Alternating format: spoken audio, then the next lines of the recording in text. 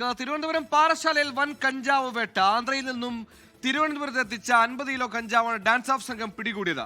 വെള്ളനാട് സ്വദേശിയായ ശരണിനെയും dance of കസ്റ്റഡിയിലെടുത്തു.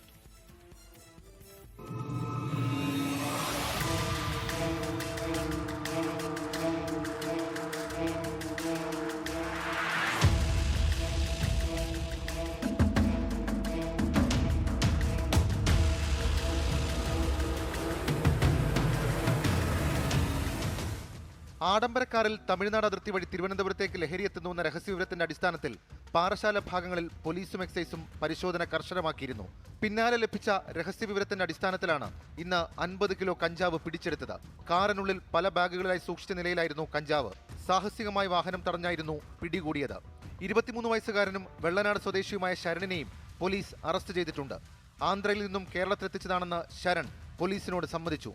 കഴക്കൂട്ടം മേഖലയിൽ വിൽപ്പന നടത്താൻ വേണ്ടിയെന്നും പോലീസ് സ്ഥിരീകരിച്ചിട്ടുണ്ട്. ശരണിനു പിന്നിൽ തലസ്ഥാനത്തെ പ്രധാന ലഹരി മാഫിയ സംഘമെന്ന വിവരത്തിന്റെ അടിസ്ഥാനത്തിൽ പോലീസ് അന്വേഷണം ആരംഭിച്ചു. 24 തിരുവനന്തപുരം. ലോകത്തെവിടെയായാലും ഏത് സമയത്തും 24 വാർത്തകളും ഓഗ്മെന്റഡ് റിയാലിറ്റി പാക്കേജുകളും എക്സ്പ്ലെയിനറുകളും വിശദമായി കാണാൻ ഞങ്ങളുടെ യൂട്യൂബ് ചാനൽ നിങ്ങൾക്ക് സബ്സ്ക്രൈബ് ചെയ്യാം.